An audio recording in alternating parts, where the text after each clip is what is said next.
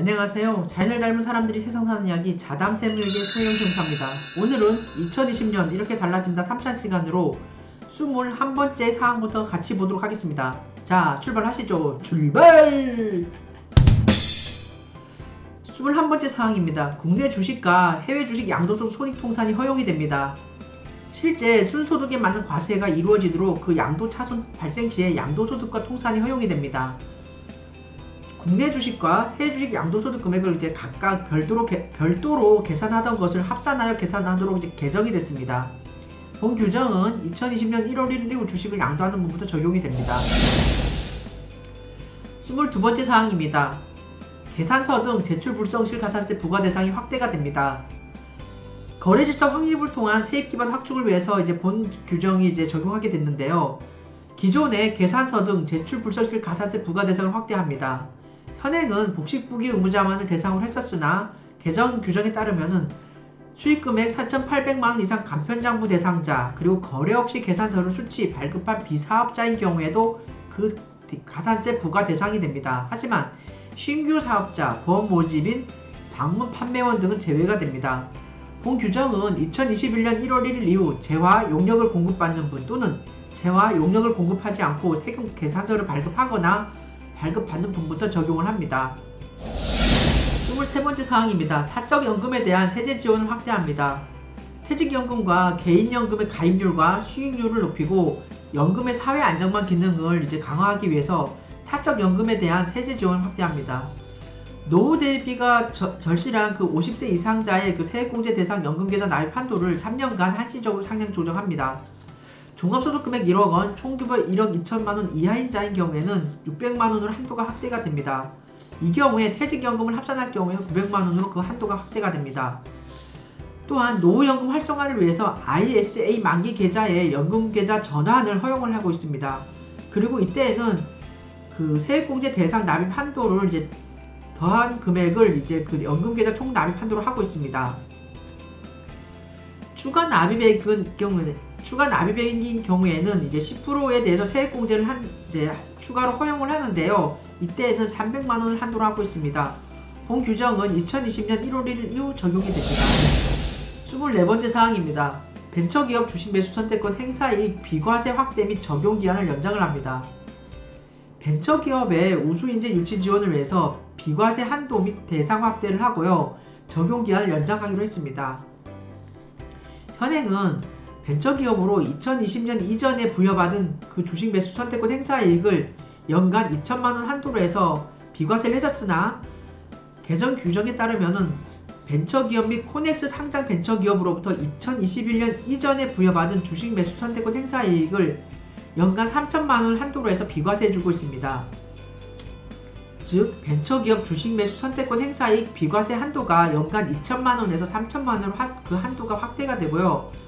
두 번째, 코넥스 상장 벤처기업으로부터 부여받은 주식 매수 선택권 행사이익이 그 비과세 대상에 포함이 됩니다. 또한 비과세 적용 기한을 2021년까지 연장합니다. 본 규정은 2020년 1월 1일 이후 주식 매수 선택권을 부여받은 부분도 적용을 합니다. 25번째 사항입니다. 근로자녀장려금 제도가 정비가 됩니다. 일하는 저소득 가구 지원 및 제도 정비를 위해서 저소득 가구 근로장려금 최소 지급액이 3만원에서 10만원으로 상향 조정이 되고요. 직계존속 부양가구를 홀벌이 가구에 이제 홀벌이 가구로 인정을 합니다.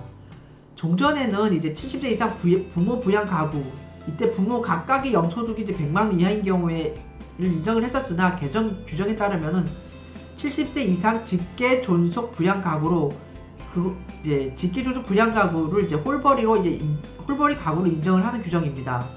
세 번째 사항입니다. 반기 근로장려금 신청기간이 조정됐습니다. 상반기에는 9월 1일부터 9월 15일까지 그리고 하반기는 3월 1일부터 이제 3월 15일까지 신청을 하시면 됩니다. 반기 근로장려금 신청 시에 그 자녀 장려금 신청이 이제 된 것으로 봅니다. 본 규정은 2020년 1월 1일 이후 신청하는 분부터 적용을 합니다. 소재, 부품 장비 관련 외국인 기술자 소득세 감면이 확대가 됐습니다. 국내 소재, 부품, 장비 사업이 이제 경쟁력 강화를 위해 국내 소재, 부품, 장비 관련 외국인 기술자에게 추가적인 혜택을 부여합니다.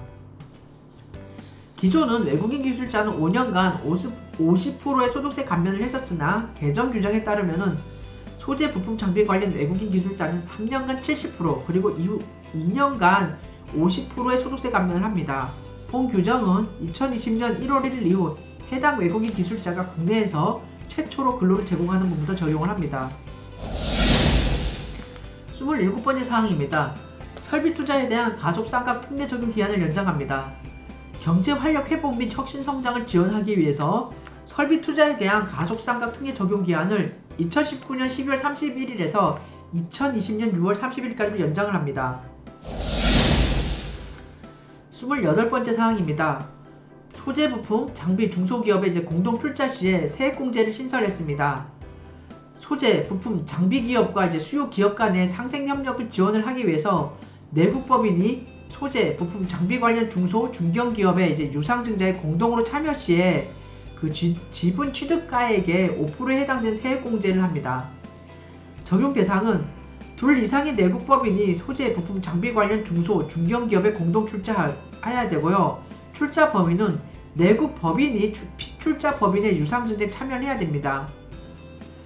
사후관리 내용에 대해서 잠시 살펴보면은 유상증자일로부터 3년이 되는 날이 속하는 사업년도 종료일까지 그 피출자 법인이 출자 금액의 80% 이상을 연구, 인력개발 및 설비 투자로 지출하지 않는 경우. 두 번째, 내국 법인이 지분 취득 후에 5년 이내 피출자 법인의 지배주주에 해당하는 경우.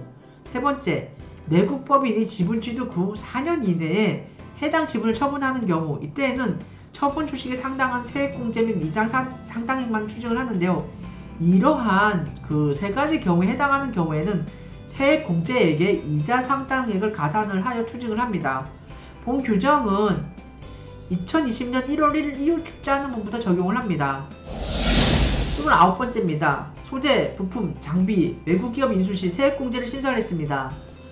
내국법인이 소재, 부품, 장비 관련 외국법인을 인수할 경우에 적용을 하고요. 인수 방법은 주식 취득 및 자산, 사업 양수 방법으로 인수를 하셔야 됩니다.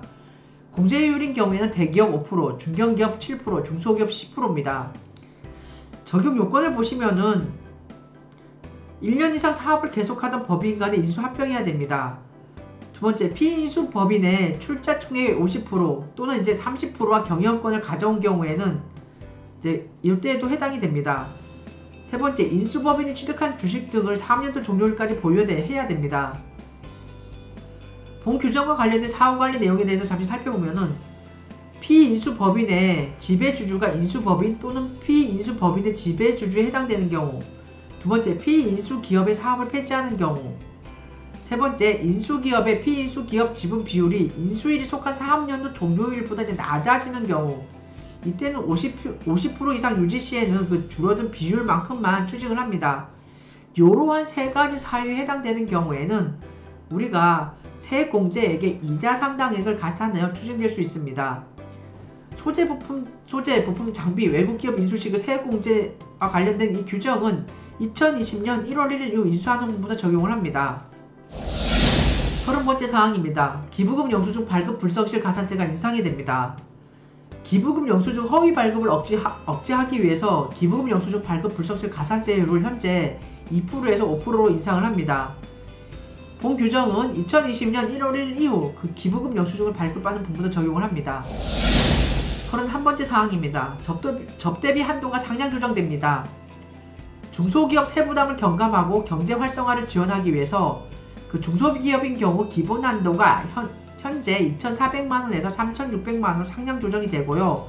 수익 금액별로도 한도가 상향 조정됩니다. 본 규정은 2020년 1월 1일 이후 개시하는 과세연도분부터 적용을 합니다.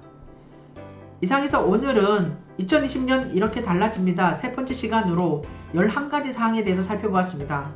다음 시간에는 2020년 이렇게 달라집니다. 마지막 시간으로 지금까지 살펴보았던 그 31가지 사항을 제외한 14가지 사항에 대해서 더 추가적으로 살펴보도록 하겠습니다. 감사합니다. 안녕.